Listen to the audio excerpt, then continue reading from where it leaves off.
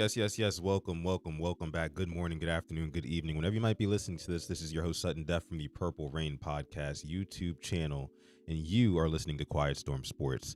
Now, today, guys, we've got a couple of pieces of news to go over, but first, make sure you like and subscribe to the channel as well if you do enjoy Baltimore Ravens content just like this and also NFL content as well. I am live right now. This is my first live of the week. I've actually spent some time today doing some film study on this most recent Ravens game. So I have some takes that I want to bring to you guys. There were some good, there was some bad, and there was definitely some ugly as well. But let me see who's here in the live chat. Got my guy Don Royal in here kicking it off for us. Says Josh Allen outplayed last 2 weeks by Drake May and Michael Penix. Is this your MVP? Yeah, so the Bills have dropped 2 straight. I'm filming this on Tuesday, so Monday Night Football was last night. It was pretty interesting. I turned on the game maybe like halfway through the second quarter, and the Bills were down 2 scores. And I was like, what is going on right now? I know Bijan Robinson was going off in that game, but Josh Allen didn't look all that great, did he? And now there's like some stat out now that says, you know, any game where James Cook, the Bills running back, he doesn't get over 100 yards rushing, then, you know, they lose, basically. So that was interesting to see for sure, especially considering the whole MVP talks again. Like Don Royal said here, is this your MVP? Talking about Josh Allen, because, you know, we all got told last year as Ravens fans that, no, since Lamar Jackson has Derrick Henry, he's pretty much ineligible for his 3rd MVP this year. But now we're seeing that the MVP that they ended up choosing, what he's able to do without his running back, doing numbers. It's kind of ironic, right? And then on the flip side, you have the Ravens, who are sitting at 1-5, of course. And without their quarterback, they've been averaging 6.5 points per game. With this loaded roster that everybody said that since Lamar Jackson has, he can't win the MVP. That loaded roster without Lamar Jackson averages 6.5 points. It's just, come on. What are we talking about here? Who else is in the live chat here? Shout out to everybody in the live chat. I see Black Daniels in the chat. What's going on, Black Daniels? Appreciate you for coming through. D. Wilkinson, what up, man? Tila M, one of our members here at the Purple Rain Podcast YouTube channel, says, hey, Rain Gang. What's going on, Tila? Garnett, what's up, Garnett? Appreciate you for pulling up. Game Too Easy. Terry Mitchell, what's up, you guys? Welcome in. So like I said, a couple of things to get to today. I am recording this after the Ravens' first practice of the week. So I do have updates for you guys on some of the things that the coaches said after practice. They let a lot of coaches speak today. I'm talking Chuck Pagano, Coach Warhop, who's infamously the offensive line coach for the Ravens right now, Todd Monken, Zach Orr, and then Harbaugh spoke yesterday, I believe. So lots to get into, guys. So make sure you stay locked in, hit that like button, and let's get into it. So one thing that I wanted to start with, Garnett says here, Warhop needs to be drug tested. Let's go ahead and start with Warhop, shall we? Let's start with that, because he said some very interesting stuff. He was asked about, and let me preface it with this. He was asked about, does he think that the guards are struggling on this offensive line specifically? So obviously Andrew Voorhees and obviously Daniel Falele at right guard. And he basically had said, like, he doesn't really see anything wrong. And I'll let you guys hear the clip, but I want to preface it with this. John Harbaugh said yesterday at his presser that it was absolutely on the table that there could be some changes at offensive line. So you're hearing one thing from one coach, one thing from another coach. They don't really seem on the same page, kind of like the same thing. We learned about Cooper Rush, and Cooper Rush didn't know that he was going to get benched. But Harbaugh said it was his plan all along to utilize 2 quarterbacks before he put Huntley in. Seems like guys are not on the same page with John Harbaugh. It just simple as that. But look, I'll shut up. I'm going to let you guys listen to, here we go, George Warhop, Ravens offensive line coach, and what he had to say about the struggling guards on this team. I think those guys every week get better. Every week. I thought they both really last week had pretty solid games. I would say maybe Houston game wasn't one of their best games. But other than that, I really don't have a lot of negative to say about those 2 guys. I mean, every week. If you watch them play, they get better, right? And there's been some challenging fronts we've had to deal with. I think Houston is really good. I think Cleveland's really good overall, and those are average games as a unit dealing with those two players. So you heard it there first, folks. George Warhop, he stands up for his guys, and I will applaud him for such. Look, guys, I'll say this to start. As a coach of a team, I totally 100,000% understand not wanting to get up on that microphone and throw your guys underneath the bus publicly when you know for damn sure that some of these guys' names are getting dragged through the mud when it comes to the fan base right now. And rightfully so, because I got a couple of clips I want to show you guys because the reason why it kind of rubs me the wrong way with what George Warhop is kind of saying here is that like all you had to do was echo the sentiment of your head coach. You could have kind of spun the question as like, hey, like, or it's not just two guys. Guys are struggling in certain areas. We see some deficiencies here and there, right? Asmodeus, appreciate the super chat donation, making it rain here on this episode of PRP. We appreciate that. We appreciate that.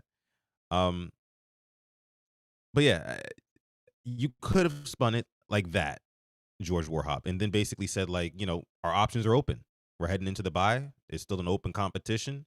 It's going to be next man up or the best man up, right? Simple as that. You could have said something cool like that, right? That'd have been better than what we got here, and basically saying like, I don't really have anything bad to say about them. I see them improving every week because we don't. We don't. And no, most people who are watching right now, unless I got a couple of my guys in the chat, most people who are watching right now, including myself, who's streaming right now, are not football coaches. But guess what? We do understand the game of football, and we have eyes. Okay? It's not hard to see, especially with all of this tape that's readily available. I'm sure those of you guys who are on X and whatnot, you see the all 22 footage being posted every single day by multiple people in this Ravens community. And you see multiple whiffs, you see multiple hugs, you see guys out of place, not at their assignment on time when they're pulling to the other side of the line. You see all sorts of shit, man. So to get up here and not even say that, like, okay, yeah, like we're assessing some things. We're in our bye week right now, and I guarantee we're gonna start the best guys coming out of the bye week. Just give me that. Just give me that. Asmodeus with the 5-piece in the chat. Thank you for making it rain here at the Purple Rain podcast. As playoffs, don't talk about playoffs. Are you kidding me? Playoffs? I just hope we can win a game. I got the reference, man. Yeah, I mean, I kind of feel that way too. But at this point in the season, going into this bye week, right? And more importantly, coming out of this bye week, the Ravens are now in desperation mode. Every game from here on out is a playoff game. Quite simply put. So now I'm kind of looking like down the road, and I'll get into this a little bit later in the show because I want to show you guys some very interesting stuff in terms of, what it would look like for the Ravens to even have a chance to get into the playoffs at this point, starting off the season 1-5. So make sure you stick around for that. And like the video, of course, subscribe to the channel if you're new. Appreciate that. 91 people watching live right now. Shout out to you guys. But yeah, I'll get into that later. But back to Warhop here. Back to Warhop. I just don't think that it's a very genuine thing to say. To get up here. Oh, what's going on, Coach? I knew I had a coach in the chat. I knew I had a coach in the chat somewhere. What's going on, bro? I'm gonna be live with them on Ravens Roundtable a little bit later today. Make sure you guys tune in. Devon Johnson, what's going on, Devon? Shout out to everybody watching live. If you're not watching this live, and you're part of the hashtag replay gang, shout out to you. Make sure you leave the hashtag replay gang down below in the comments and let me know what you thought about this episode. But yeah, I think it's a little bit disingenuous of George Warhop to get up there and say these things when we see the complete opposite on film. So, Exhibit A. Now, on this play right here, this play ended up being I believe we turned this into a couple yard gain for Derrick Henry, if I'm not mistaken. Yeah, went for about 5 yards on that play. But if you see what number 77 does on this play, while everybody else is down blocking to the left of the line of scrimmage, Falele gets out into the second level, and I can understand why. If you want to seal off his backside here to make sure that Henry has a lane coming up the middle, because the lane is there. But the problem is you don't get two hands on him. He just kind of sidesteps right by you in space. I don't know why we would have Daniel Falele, if he was coached to do that. I don't know why we would have him going out into space, knowing that he is not that agile, right? If a linebacker simply steps to the side, he's cooked. He's cooked. You guys can see it right here. And these aren't things that I see necessary improvement on. Not every play is bad when it comes to Daniel Falele. Listen, not every play is bad. But when you go back and look at these losses, man, when you look at these losses from Daniel Falele on these reps, it really makes you scratch your head and wonder, is this the best available? Quite simply put, is this the best available that we can put out there? You get hands on nothing, and then you end up helping out with the tackle at the end. You see that at the end? He literally helps the tackle. You can say he was trying to push the pile forward. The pile was pretty much already going down. He just finished the play. Look at this. Play late from the backside. Let me go ahead and finish that tackle. Is this dude a double agent? You guys know what I'm saying? Like, somebody's got to know what I'm saying. Please put it in the chat if you see what I'm saying here. Am I crazy? Let me know. Because I'm not sure.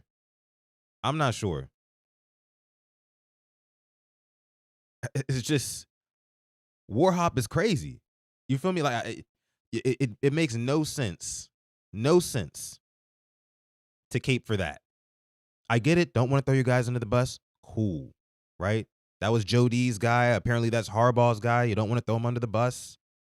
Understand. But at the same time, bro, you got to hold dudes accountable. And it doesn't seem like there's a whole lot of accountability going around the castle right now. It just doesn't. Right? It just doesn't. I don't understand it. Warhop's up there.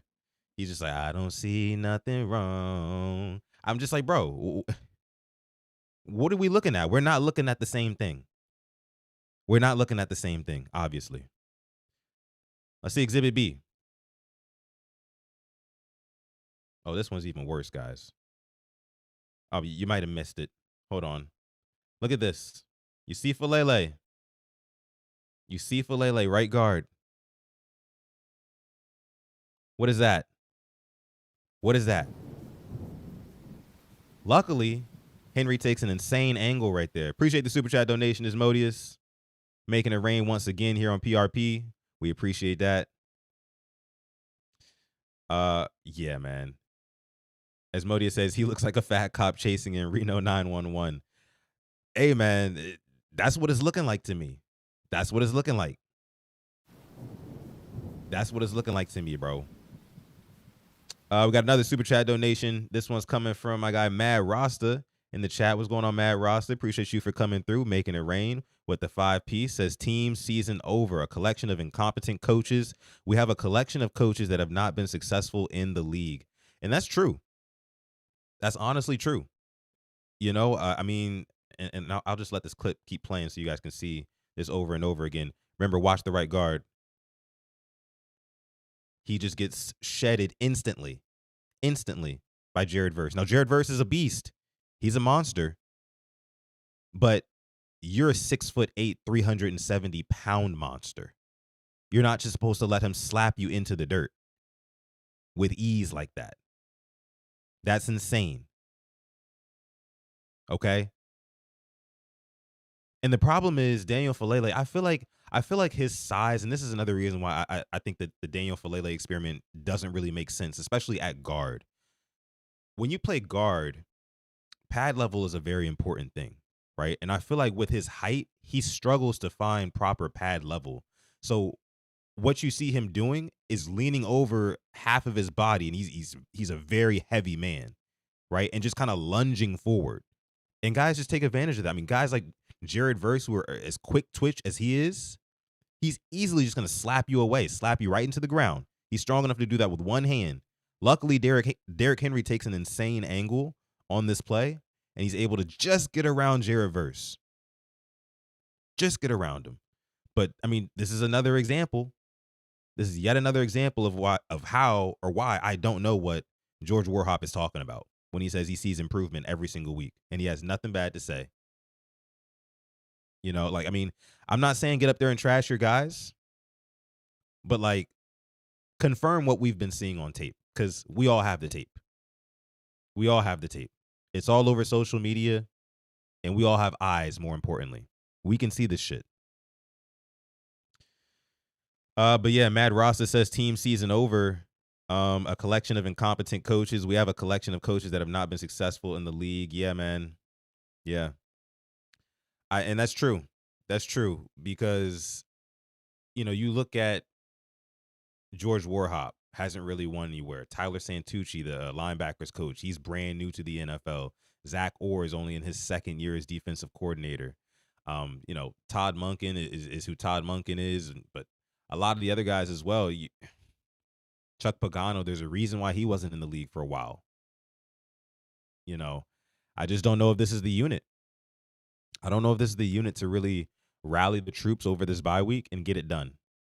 Whether or not Eric DeCosta decides to make a big swing before the trade deadline, I don't know if these coaches have it in them to really reel this locker room back in and put this Ravens team back on top where they belong.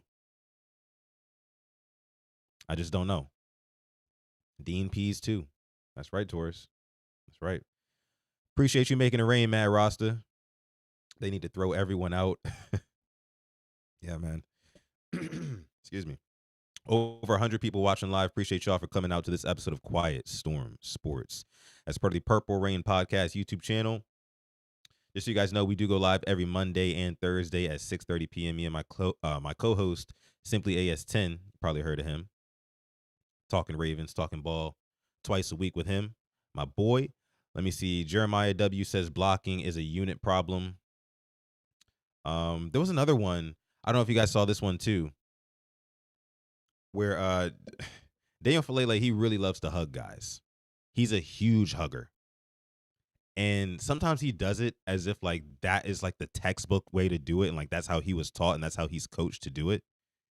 And like I wonder if like Warhop looks at those plays, if they all look at those plays in the private coaches' rooms, in the film rooms, and they're asking like, hey, like, why does he keep doing this? Like, why is he not utilizing his leverage, right? And utilizing his size in order to get under guys, right? And get in their jersey numbers, right?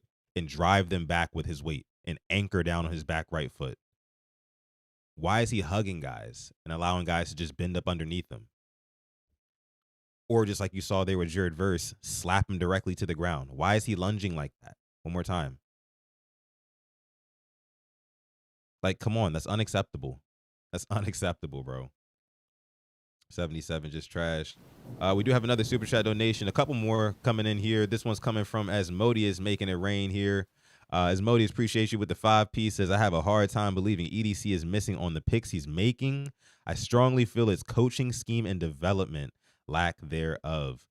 Yeah, I believe so as well. And that's why I have an issue. I take issue with people who go and try to blame Eric DeCosta for the woes of this Baltimore Ravens team this season. And then, it's easy to point to the fact that, yeah, they drafted a safety in the first round when they already had one of the best safeties in the league, when you really needed some help on the offensive line. And it's like, yeah, cool. It is easy to say that, but at the same time, the Ravens offensive line was improving at the end of last season. And if you have something that's cheap and getting better, why would you try to upgrade there when you have to spend money everywhere else as well? I mean, now what they spent some of the money on, like a $12 million on a Cooper Rush, $6 million per, that's questionable. Jair Alexander, who showed a lot of fight down the stretch of that Texans game, literal fight, and they rewarded that with no snaps against the Rams. Paid a little pretty penny for him too. There's questionable decisions for sure. for sure. But we can't sit here and act like this was not one of the best rosters coming into this 2025 season. They just haven't executed, and they've been outcoached multiple times, multiple times. So I totally agree with you there. Totally agree with you there, man. But let me see. We do have another super chat donation coming in. This one came from, let me see. I believe it was my boy Mad Rasta again, making it rain. Appreciate you, Mad Rasta. Appreciate y'all donating, man. Means a lot to me. Definitely means a lot to me. Says, feel sorry for Lamar. He will never win here. Great fans, but team takes advantage of that. 2023 was Lamar's last chance to win a ring. Man, I tell you, I see people post highlight clips of that 2023 AFC Championship game all the time, man. And it damn near brings me to tears. Some of those plays I watched, like the Lamar when he caught his own tip pass and almost damn near took it to the house had it not been for one shoestring tackle. And the Zay Flowers, the deep ball, and then also all the bad moments of it as well. It's just like, bro, we were so close to the Super Bowl, so close. And last year, you take one step back, and now this year it seems like you're taking 5 steps back. It's crazy. It's crazy. The trajectory of this team, am I right? Looks like it's going down. Looks like the window's closing if you're just looking at it objectively. But appreciate your super chat donation, Mad Rasta. Let me see. Torres says, nah, EDC is to blame too. I don't agree, man. I don't agree. I think Mad Ross Starks is so bad. EDC blew up the line. Jair is washed. Oh, man. It ain't looking good. I'll tell you that. I'll tell you that much, guys. It is not looking good out here for this Ravens team.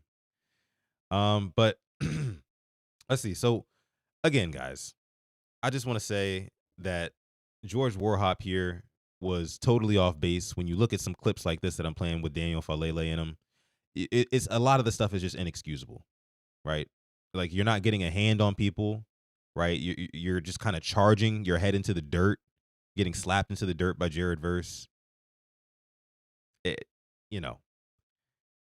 I think something's got to change. And now Harbaugh, again, most interestingly, Harbaugh had said himself that everything was on the table in terms of like change at the offensive line position. So what do we got to get into next? What are we going to get into next, guys? Let me see here. We have I want to talk about some of the words that were said by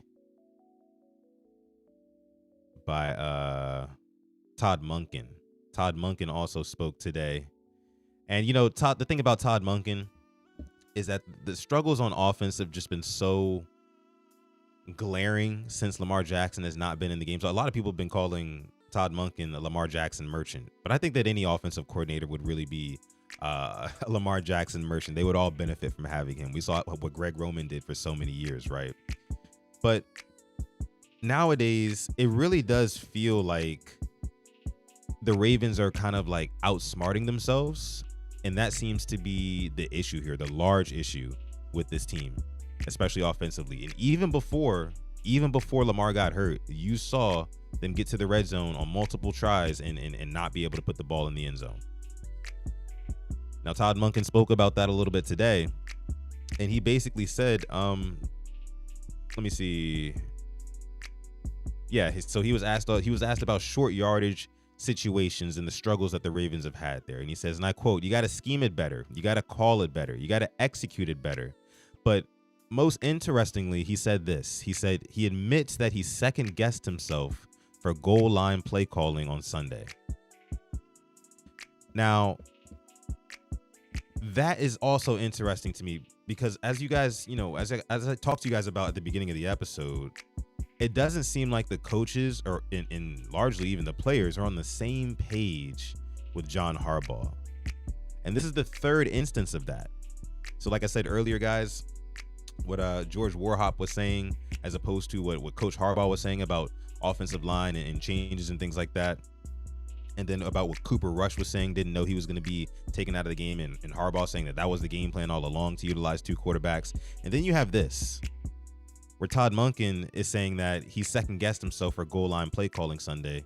But John Harbaugh has said that those plays were already predetermined and basically scripted, like they were going to happen regardless. So that's, again, the third instance of these guys not being on the same page, seemingly. So to me, that's very, very concerning. Super concerning. I don't know about you guys, but what I saw on that drive where the Ravens did not score when they got to the 1 yard line, number one, Derrick Henry ran you all the way down to that point.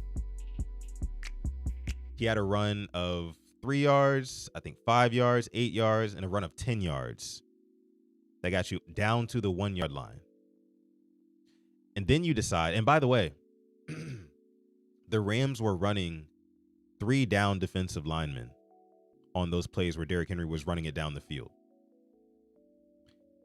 I believe if the Ravens had literally just ran hurry up and ran maybe the exact same play or maybe just shifted to the other side, they would have scored on that play. First and goal from the 1 or second and goal from the 1, whatever it was, just give it to Derrick Henry, bro. Because you give it to Mark Andrews, knowing that Mark Andrews, I mean, no offense to Mark Andrews, bro, but like he's not that guy. Yes, he's a big tight end. He's a big body tight end, and he's a good ball carrier, according to John Harbaugh. And that's part of the reason why I guess Harbaugh likes that play. But when has that play ever like really, really worked? I know he did it for 2 yards later in the game, but that play is not like, it's not like foolproof like how it is with the Eagles. So I thought that was ill-advised. And then another thing too, they had Cooper Rush lined up behind the whole tush-push formation, and Cooper Rush isn't even helping tush-push it in. Like, it seems like they were at a standstill. It was like even force between the two lines, right? Between the Rams and between the Ravens on that play. If Cooper Rush, and I know Cooper Rush he's not a big guy, he's not a strong guy, but you got to tip the scales, am I right? Don't tell me you're playing safety in case the ball pops out, because you're not catching anybody who's running back down the other way. Like, it took him like a good 3 to 4 seconds to get in there and help push. That's the kind of effort that we're coaching on your favorite play, John Harbaugh. Again, Todd Monken, you're saying you second guessed yourself. John Harbaugh is saying that was the plan all along, right? You got to want it. Jeremiah says it right here. You got to want it, man. Like, what is Cooper Rush going to bring? Hey, man, you got to tip the scales. It seemed like it was even between the two. If you really want your team to score a touchdown right there, you get in and you guys see the other week when you talk about an effort play, right?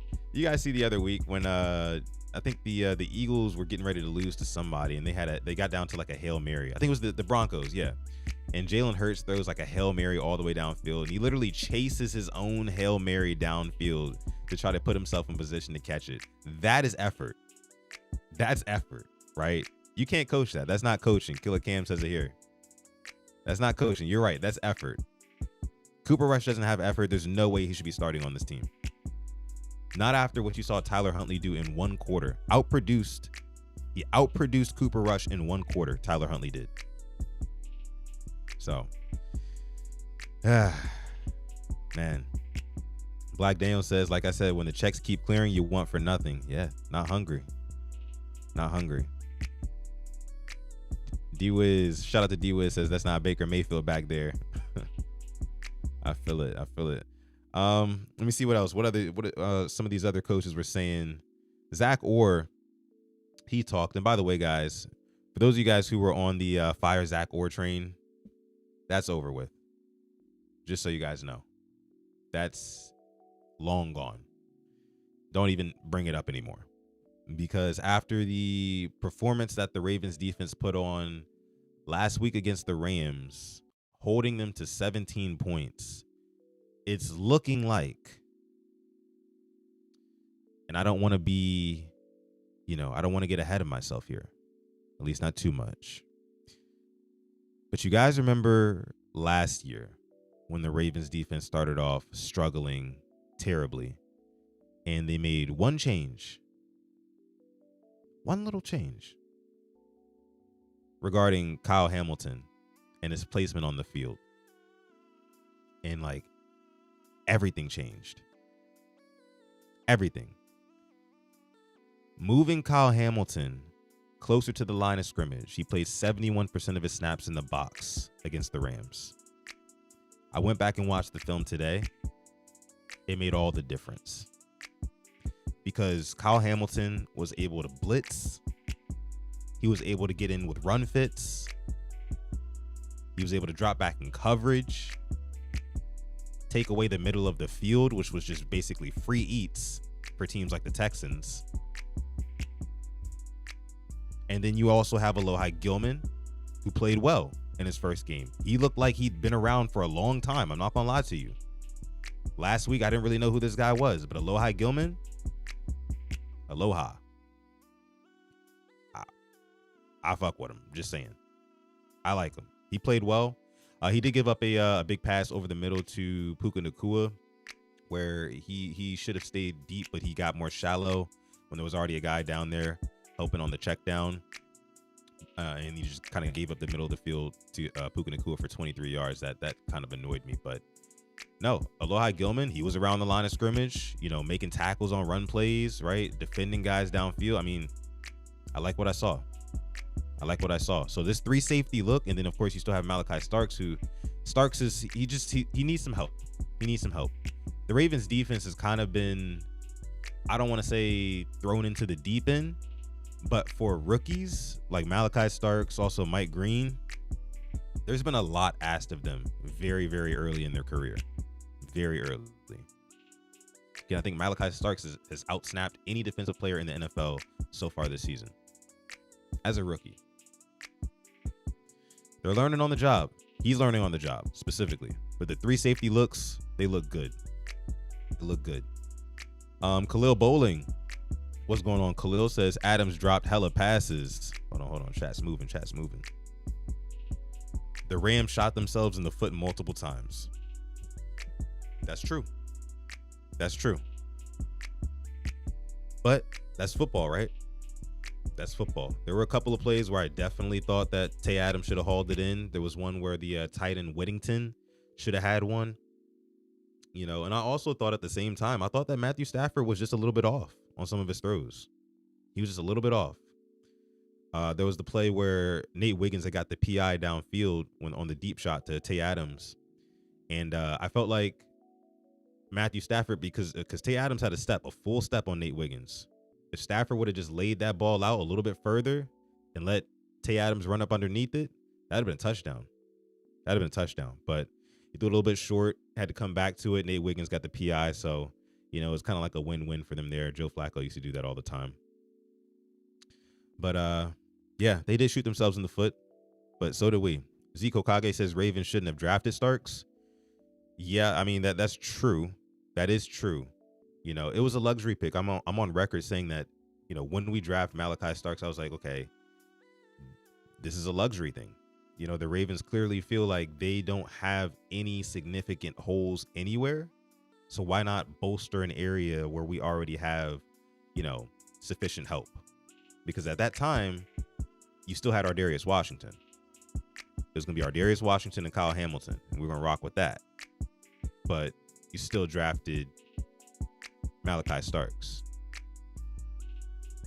Again, and it kind of goes back to me, like, why does this team not think that the line needs premium help? And when I say premium help, I mean high draft capital. First round and second round picks to the trenches. That's what I'm saying. But I agree. Ravens shouldn't have drafted Starks. Hindsight is 2020, though. Let me see. Tila says I'm not ready to rule them a bust yet. I guess you're talking about Mike Green and Starks. Yeah, I'm not ready yet either. I will say this about Mike Green really quick. Mike Green, he needs to get bigger.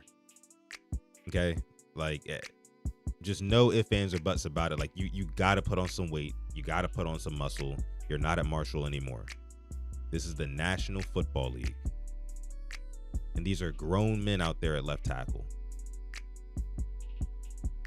There's a lot of plays where I'm watching Mike Green throughout the whole entire pass rush rep, and he's just getting stonewalled, man. He's getting pushed into the ground, pushed around. downtown, everywhere. And I'm just like, can't have that. Can't have that, man. And then now I see why guys like Owe wanted to put on weight.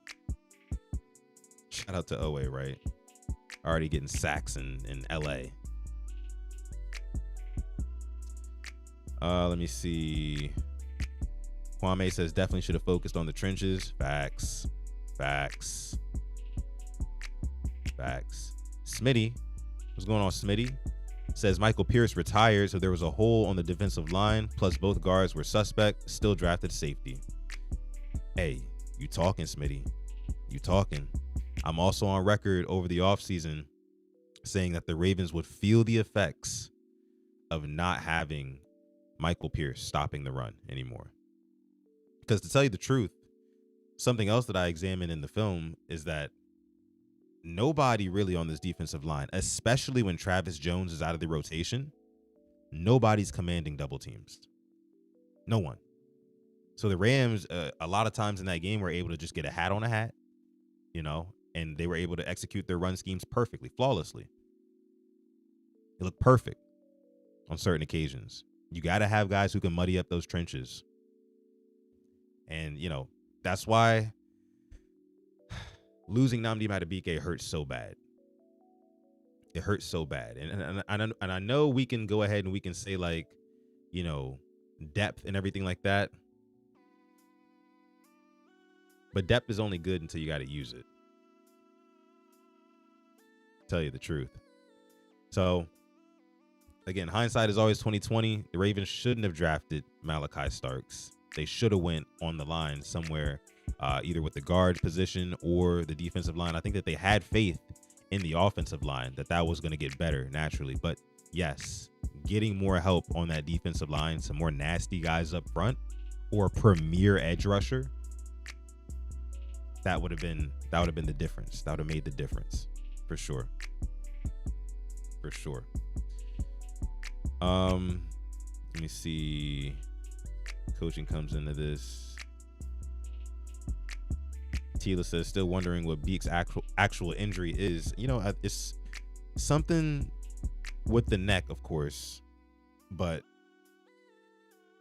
there's probably like something like with his nerves or something like that. It's probably it's something scary, right? It's something that you don't want to play with at all.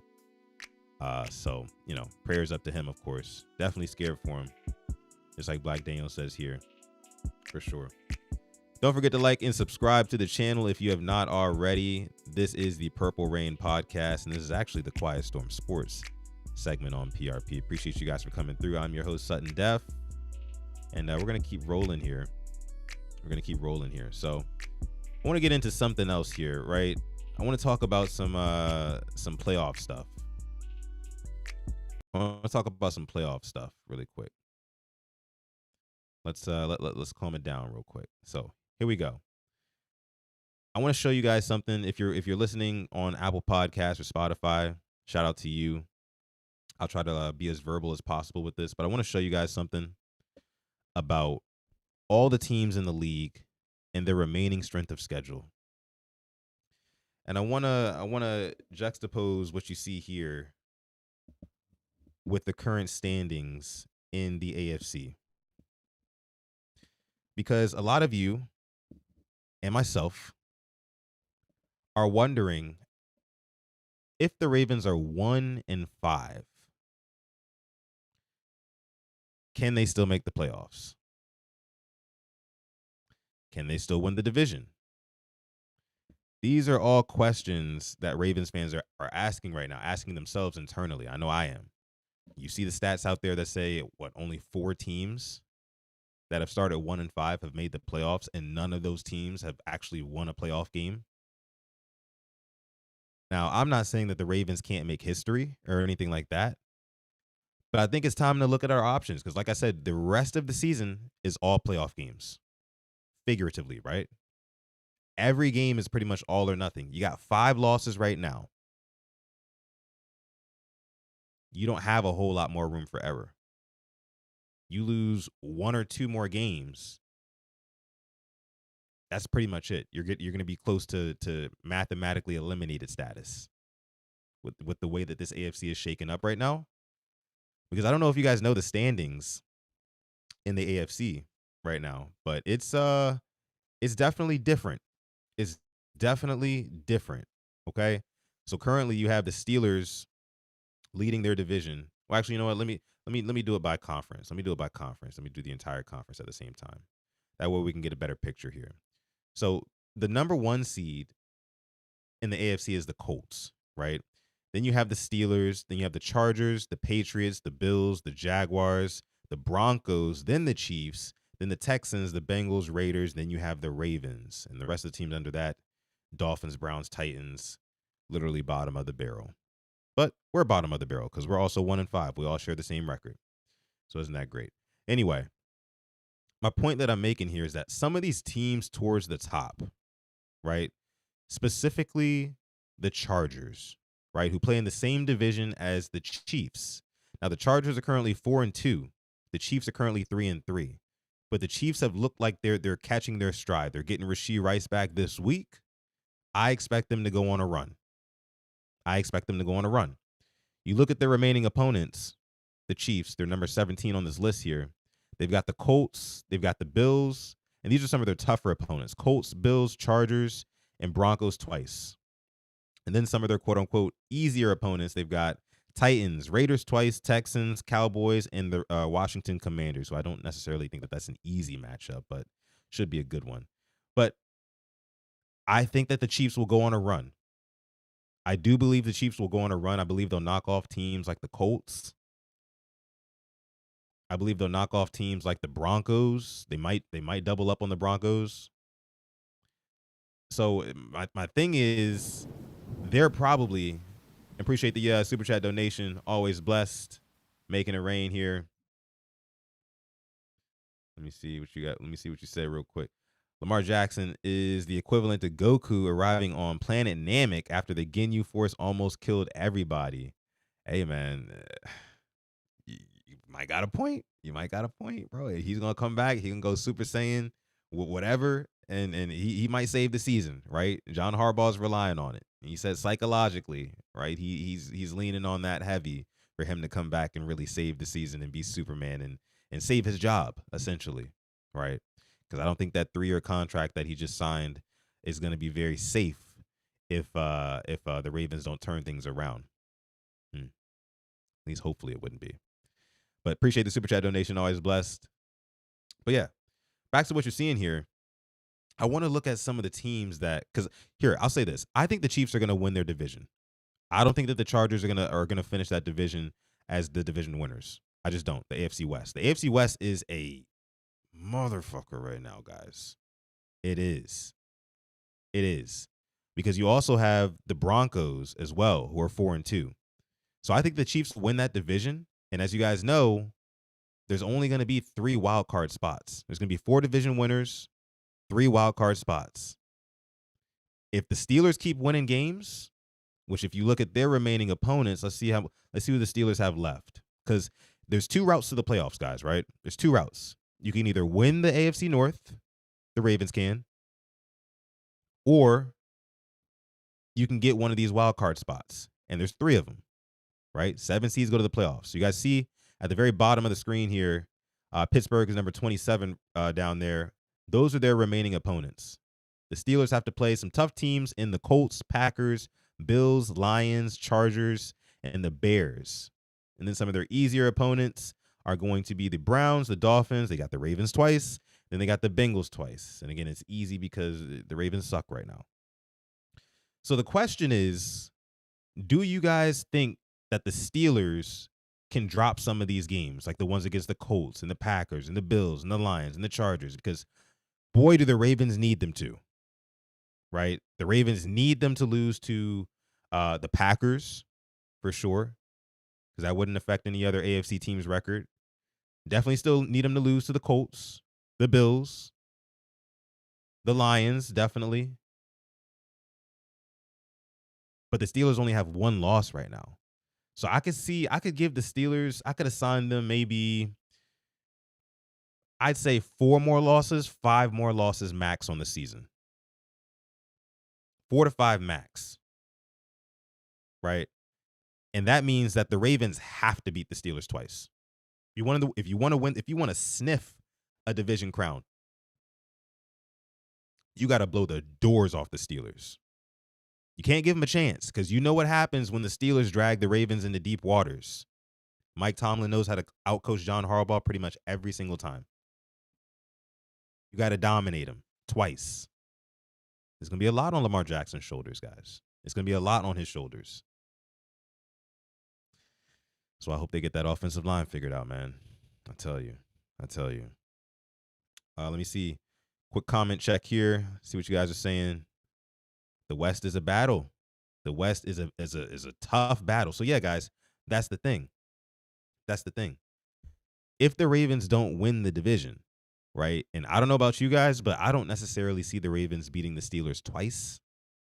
I believe that they can probably split with the Steelers 1-1. Just speaking realistically here. It's gonna make it tough to win the North, is what I'm saying. It's gonna make it very tough to win the North. With that being said, I think that it is possible that the Ravens could get one of these wild card spots as well.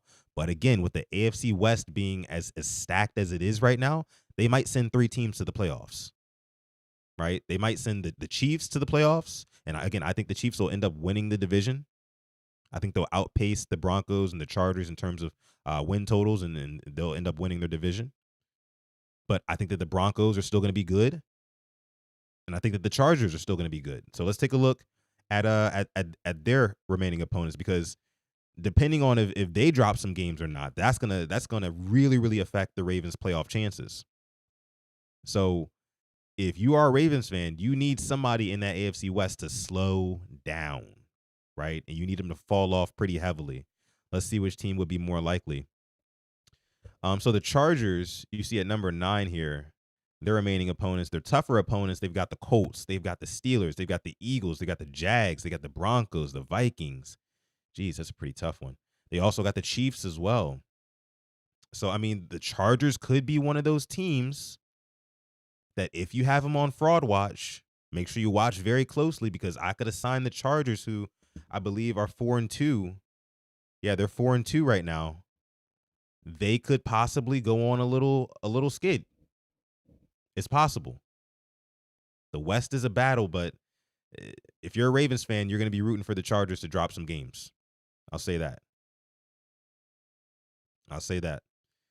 Let me see. Smitty says Ravens already lost to playoff teams. Why not tank?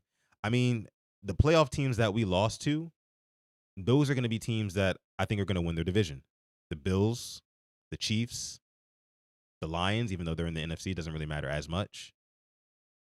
So that's where I'm at with that. I mean, I don't think that it's time to necessarily tank yet. I'm not there yet, Smitty. I'm sure some fans are, but I am not there yet. But let me see. Jamal Brooks says, "Man, let's be real. They'll be like 7-10 or 6-11. Playoffs ain't happening." Yeah, and see, that's the thing, guys. No matter what we talk about here, the Ravens still got a damn near win out. You can only afford to lose 1 or 2 more games. That's it. That's it. Or else you're not making the playoffs. Now, I have as much faith in Lamar Jackson as the next Ravens fan. I do, trust me. But it's going to be tough, man. This team has got to make a full 180. And the defense has got to continue to get better. I saw some good things from the defense in this game against the Rams. I saw some good things from the run game in this game against the Rams. And you can build around a better defense and a good run game. You can build around that. And especially when you bring a Lamar Jackson back, things could look up. But the trenches got to get better too. That's for sure. But yeah, I think that the Chargers, they could lose some games. If you look at the Denver Broncos, who are at number 20 here, we would need them to lose some games as well. The Packers, the Jaguars, the Chargers, those are some of the games that they have remaining. And then they also have the Chiefs twice. And outside of that, I mean, they've got the Cowboys, they've got the Commanders, Texans, Giants. Denver's another team who could possibly drop a couple of more games, but I only really see them dropping maybe 3-4 more games, right? And they're sitting at 4-2. Yeah. Talking 5 or 6 losses for those guys. So again, it just puts into perspective for you guys the margin of error that this Ravens team has, right? And we're done with that. And we do have a super chat donation. Somebody else making it rain here in the chat. Let me get to the super chat. D. Wilkinson dropping the 2-piece in the chat. Appreciate that. Says, don't give me hope. Ronin Avengers. Hey, man. There's hope. There's hope. If you're a Ravens fan out there and you're listening to this right now, there is hope. All is not lost. There aren't necessarily any teams who I think are like pulling ahead right now. I mean, you've got the Chiefs who've got 3 losses. You've got the Bills who've got 2 losses. You don't know if they'll continue to slide, right? Really, the biggest thing you got to worry about as a Ravens fan, the Steelers. They got to start losing some games. And now you have to beat the Steelers. Both Steelers games, which one of them is at the very end of the season, the final week of the season. So the Ravens, by the way, if you want to contend for the playoffs, you're going to have to go all 17 weeks, period, which was going to be a thing anyway. But both of those games are going to be very, very high stakes. Very high stakes against the Steelers. So it's just something. It's bad. It's not over. Exactly, Jeremiah. It's bad, but it's not over. Let me see. Torres says, Sutton, hope you can. What do you say? Sutton, hope you can pay your car note. What do you say? Your car note next month when you know who you are. You don't need no damn hope. No, of course. Of course. Man, listen. I'm not saying that it's not about hope. You know what I'm saying? I'm not saying that it necessarily is about hope. I just think that, you know, as a Ravens fan, as somebody who covers this team and does it 365 days a year, yeah, I want to keep hope, right? And that's why I'm up here and I'm talking about hoping different teams lose, because at this point, that's our reality as Ravens fans. We're already at that point where we're going to need some help to get in the dance, right? The AFC is very, very weird right now. You've got teams at the top currently who I don't think are going to stay at the top, but they're going to stay relevant, and it's going to fill up those wild card spots quickly. That's my point. But again, as somebody who covers the team, I definitely want to keep up with it. I don't want to lose hope. I don't want to lose faith. I don't want to lose faith, you know. Eli says, why are we so hopeful while Harbs is still the coach? You know, I don't know. You know, John Harbaugh said yesterday that what did he say? He was saying, like, and I mentioned it earlier. He was saying, like, he's leaning heavily on Lamar Jackson coming back to, like, kind of turn things around and save this season. And again, I say this all the time, but if I'm Steve Bisciotti, why are you, as like the head guy, so heavily reliant on one of your employees? And I get it. Lamar Jackson, of course, he's the quarterback. It's the most important position in sports, quite frankly. But for your team to go from averaging 30 plus a game to 6 points a game, that's just unacceptable reliance, like unacceptable. And then your backup plan at quarterback is a guy who provides you no continuity to the offense that you run with your primary quarterback. Make that make sense. And when he gets in the game, he throws no touchdowns over 2 games and turns the ball over 5 times. 4 times by my count, but 5 times by the NFL's count. I put the last one on Zay Flowers, that fumble. So, I don't know. I know it's not a shot, bro. I know. Let me see. I would be shocked if we win 4 games, says TY. What's going on, TY? Man, the Ravens will put together a win streak. I truly do believe that this team. I appreciate the super chat donation. Who's that from? My guy Eli. Now, I truly believe that this team can put together a good stretch of games and go on a run. I think that they established some good things before the bye week that I think that they're going to be stewing over all bye week as they're getting healthy. They might bring in another guy, from outside. They hinted towards that. John Harbaugh has himself. Things aren't over. They're bad right now. Statistically, standings wise, they're bad right now, but they're not over though. They're not over. That's the thing. Eli with the 5-piece in the chat. Appreciate you for making it rain. Says the team is too Lamar dependent. I'm tired of Lamar saying, Harbs, we can't win like this, bro. It's total insanity. Oh, saving Harbs. Yeah. I'm tired of it too. And it seems like John Harbaugh's a little bit like shameless about it now. He's literally like saying verbatim, like, yeah, like, I can't wait till he comes back either. Like, I don't know what to tell you guys. We were averaging 30 plus with him. We're averaging 6 without him. I need him. And that's kind of like my entire point when it comes to like Steve Bisciotti and his philosophy on owning this team. It's like, like, how many times are you going to listen to that and think that like this is the guy for the job? Like you said, too Lamar dependent. If Lamar Jackson were to retire tonight, what would be the plan going forward to keep this team competitive over the next 3 years? Would there be a plan? I don't want to just say 1 year. He just signed a 3-year extension. If Lamar Jackson retired tonight, what would be the plan going forward? And I know that's a crazy hypothetical, because why would Lamar Jackson retire just out of nowhere? But like, again, hypothetically speaking, think about it. Could Harbaugh turn the team around and make it competitive in 3 years or less? I don't think so. I don't think so. So, appreciate the super chat donation, Eli.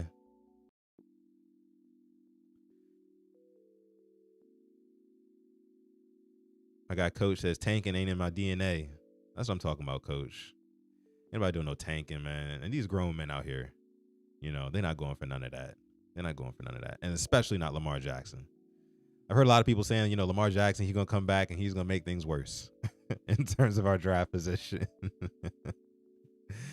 Which I agree. I agree. That's probably most likely what's gonna happen, right?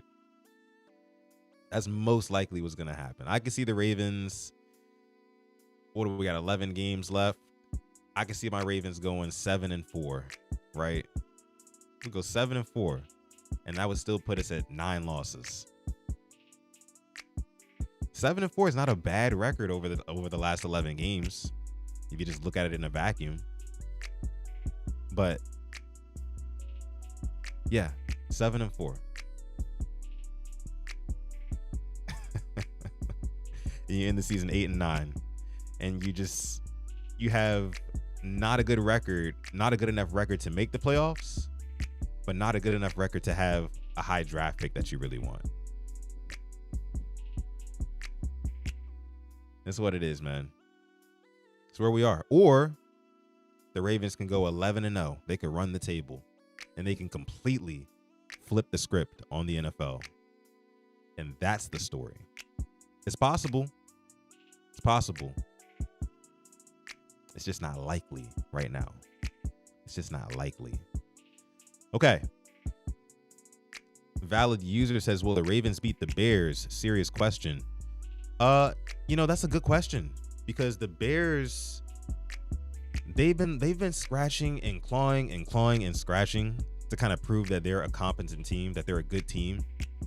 I still don't like what I see in Caleb Williams. Just gonna be honest with you there. I think that the Ravens should be able to treat him like he's a young quarterback.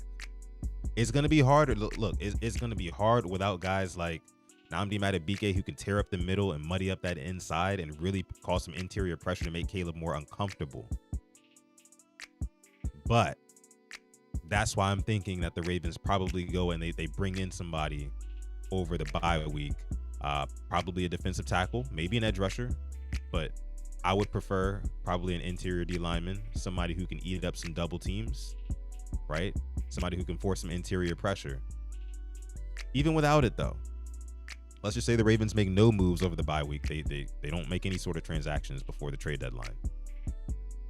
I still think that this Ravens defense could shut down and neutralize a Chicago Bears offense, which is not that great. At least not for my money. So, yeah, I do think that the Ravens will beat the Bears. And of course, having Lamar Jackson back, who I assume will be healthy. And then also potentially having a Pat Ricard back, which would be huge because, listen, guys, I am tired and I'm done with the Zaire Mitchell-Payton experience. He's bad. That man he's ass. Another super chat donation. This one's coming from Mad Ross. Appreciate you, brother. Says tank, fire EDC, and fire Harbs. Man, I don't know about blowing it up right in the middle of Lamar Jackson's prime, because we're still in Lamar's prime. We haven't left Lamar Jackson's prime yet.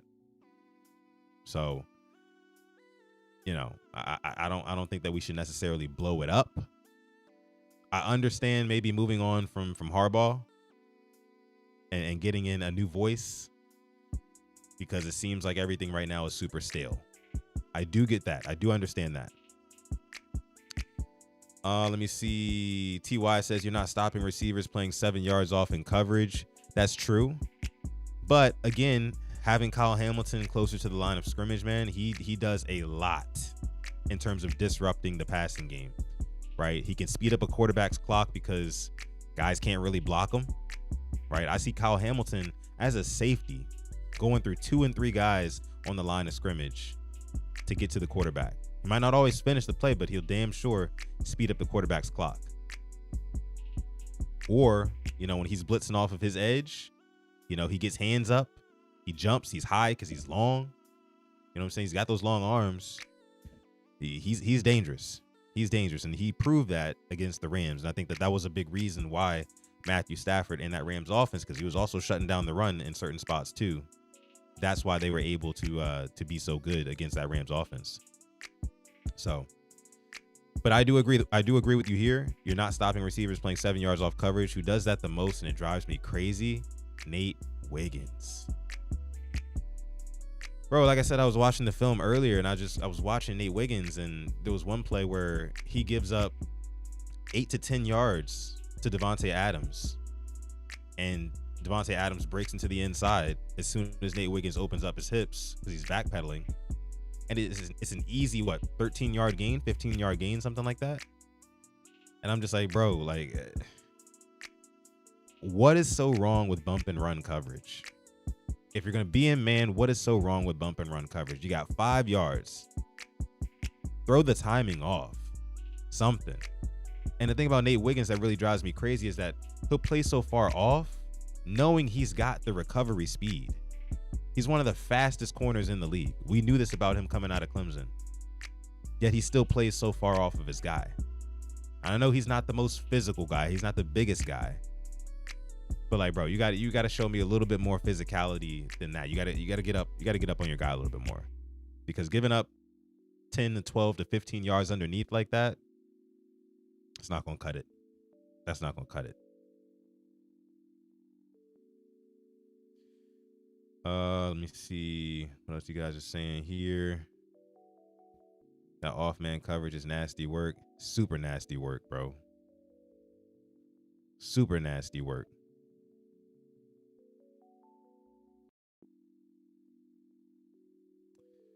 Kwame says we can't pass block or run block. No changes at guard. Not using Keaton Mitchell. These coaches are the reason we're not winning. The season is done with. I'll tell you one thing about the I can't really tell you much about the pass blocking and the run blocking. That's just gonna have to be up to John Harbaugh ultimately. You know, George Warhop.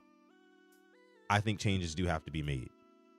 I think some changes got to be made there, because the run blocking right now is nowhere near it where it needs to be.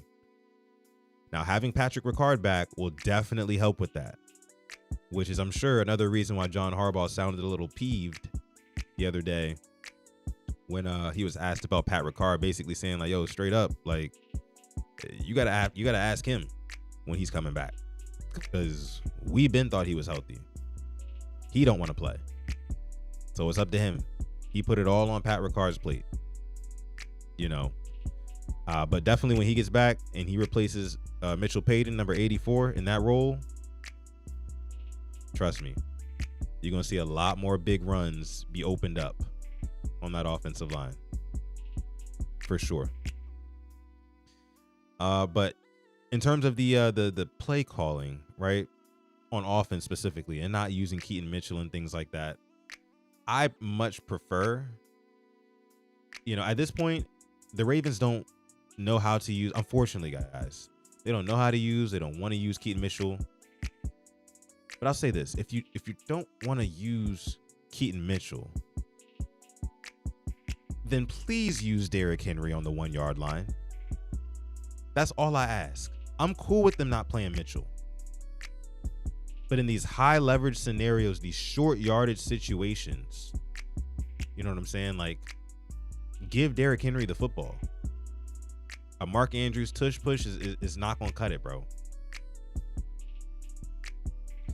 Now, again, the run blocking schemes have got to be better. Because I feel like as of right now, they're asking the O-line to do a little bit too much. A little bit too much that they can't handle. But you're right, though. You're right, though. I don't think the season's necessarily done. But those are some of the reasons that we're not winning. Pass blocking and run blocking has been really bad. It's been really bad.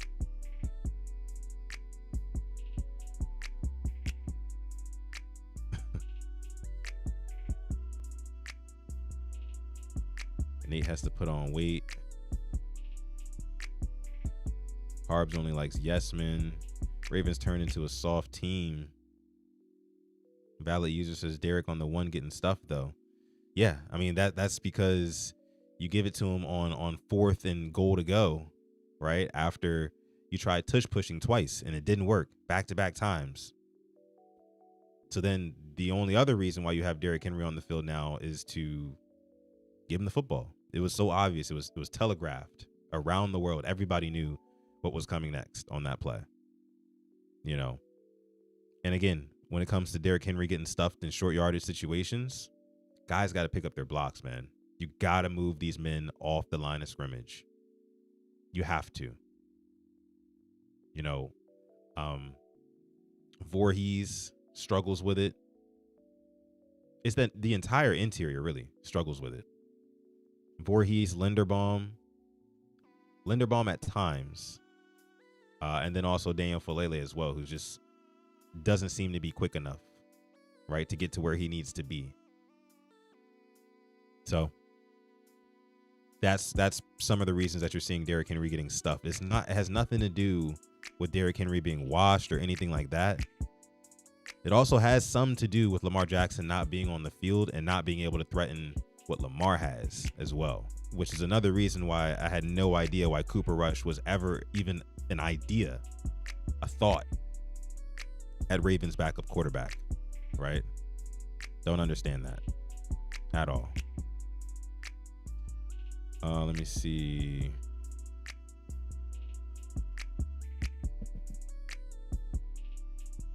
Let me see something here.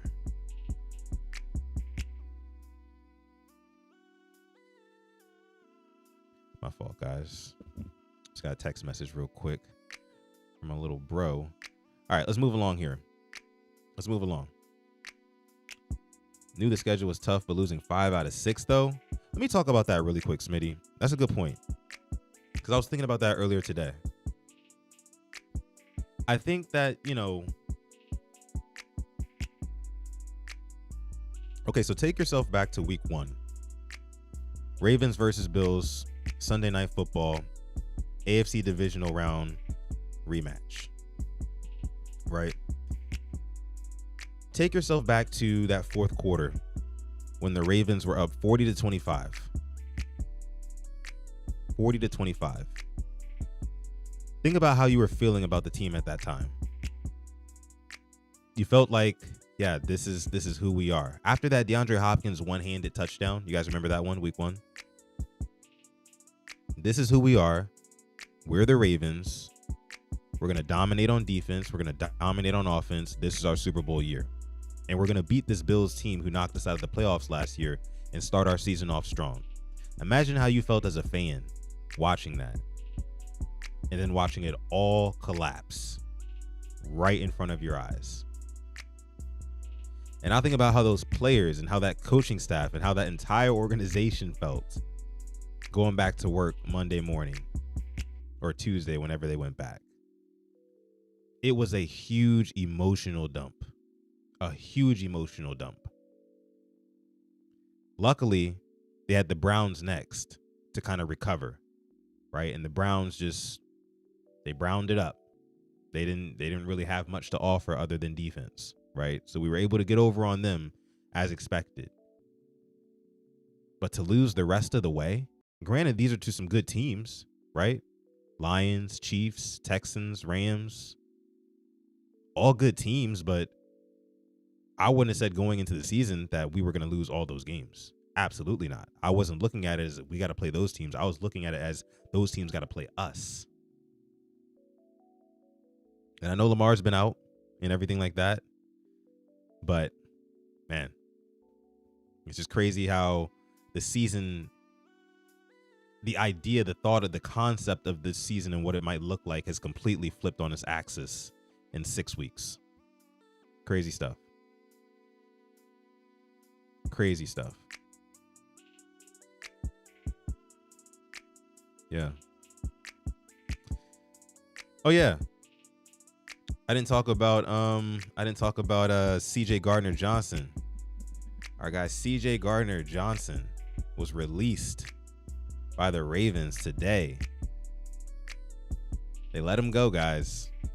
6 days, right? He was a Raven for 6 days, not even a week.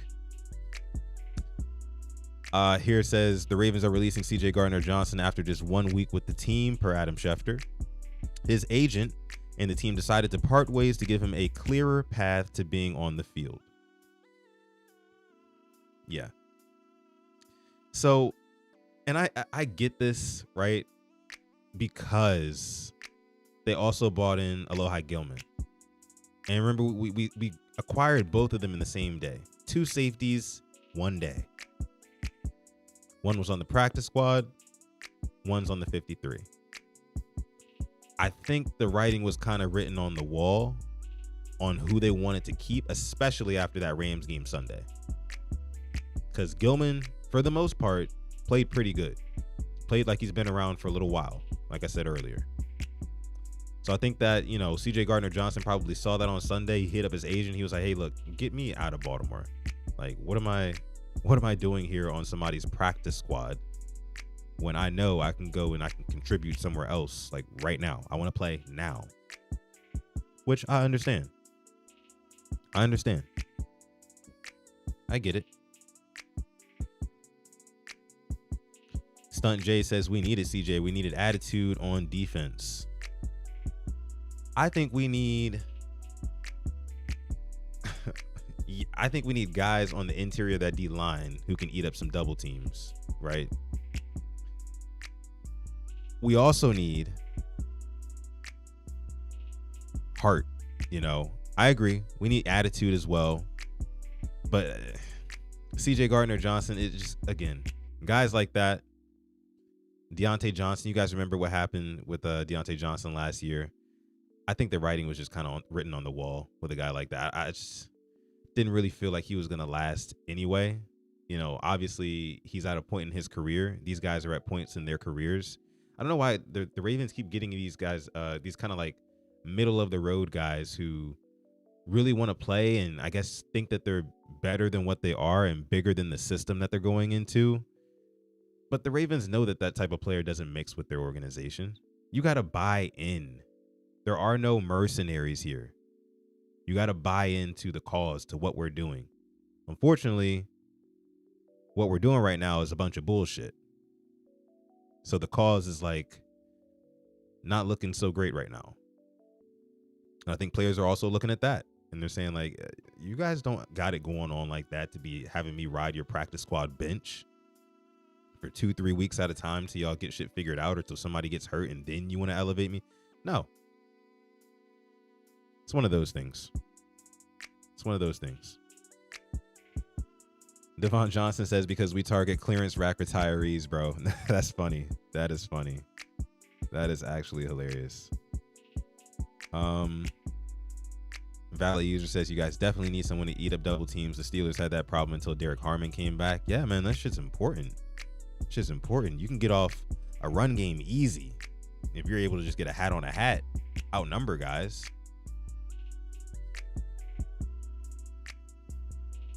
Yeah, so the Ravens are definitely devastating loss from Nnamdi Madubuike. And I tweeted last night, I said, you know, Nnamdi Madubuike was probably top 3 players that the Ravens could not afford to lose the most, if that makes sense, right? So if there was a top 3 players that the Ravens just can't afford to lose to season-ending injury, of course, Lamar Jackson, number 1.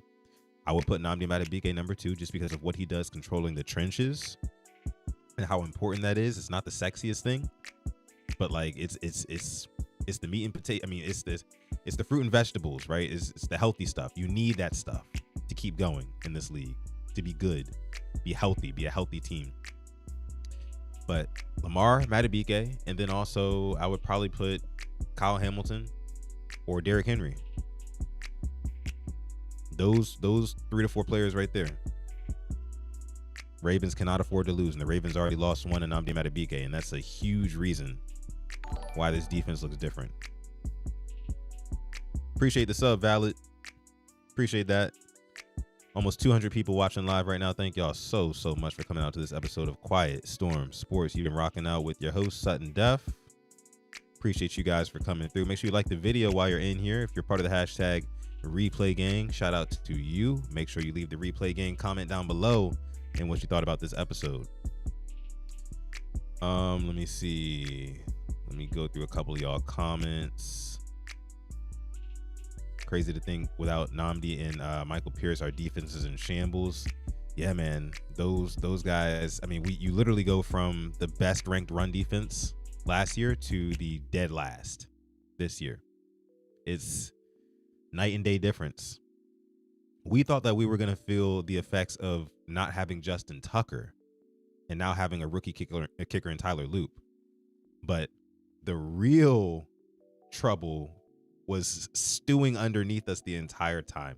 And not a lot of Ravens fans talked about it. Not a lot of Ravens fans talked about the fact that Michael Pierce is retiring and we're not replacing him with anything viable there. And now we see what's going on. Ravens got one of the worst run defenses in the league. One of the worst. It started to improve. Last week. I think Kyle Hamilton was a big part of that as well. I will say that. So shout out to him. Again, man, what he brings to the table. Eli says that's on EDC. That's fair. That's very fair. We talked about it earlier in the show. Malachi Starks shouldn't have been drafted. There were more needs. There were more pressing needs. We didn't have to go for a BPA. BPA means that you just have, it's just a luxury pick for you. BPA means like we don't even really need a draft pick, but I guess since we have one, let's just go and pick whoever's at the top of the analytics AI generated leaderboard, big board that we have, or whatever they call it nowadays, whatever they do with it.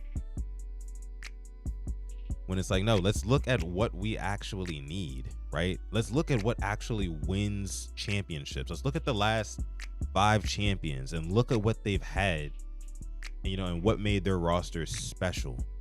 What is the current landscape of football? Like, why are we not doing, if I'm EDC, why are you not doing an analysis like on the landscape of the league? Like, where are we as a league right now? You want to run, your coach wants to run tush pushes, get somebody in there who can run the damn tush push. Get somebody in there who can squat 700 pounds like Jalen Hurts, because guess what?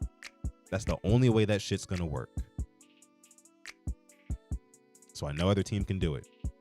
But yeah, why don't you just like take the lay of the land, EDC, and say like, hey, like what's winning these championships? Oh, it's trenches. It's big nasty guys on the defensive line who are going to push the offensive lineman into the quarterback's lap. And then adversely, you need guys who can stop those guys on the other side.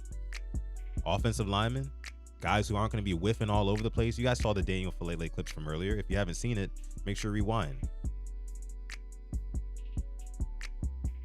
but they're improving. Am I right? Ah.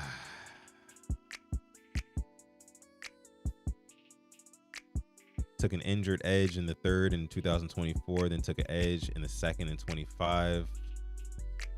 Let's see. BPA ain't always it. I agree. Ravens front office tries to cut too many corners to cut costs while getting players past their prime. Notice we haven't even called a Max Crosby.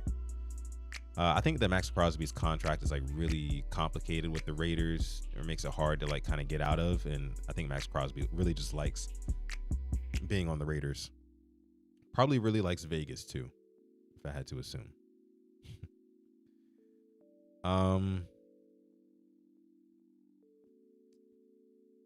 Yeah, I don't think I had anything else. Guys, I'm just going to read through a couple more of you guys' comments here. Joanne224 says they heard ESPN and NFL Network keep saying Ravens outsmart everyone by letting the draft fall to them. Yeah, they think we're smarter than we are. For sure. The national media, that is. But yeah, guys, I think that's about it from me for this episode of Quiet Storm Sports. I'm getting ready to go on live on Coach's channel at Sip to Tally Films. I'll be on live with those guys in about half an hour. So I will see you guys soon. Again, appreciate each and every one of you guys for coming through. Also, make sure you please like this video. Also, subscribe to the channel as well. I would appreciate that. And I'll catch you guys in the next one. Peace.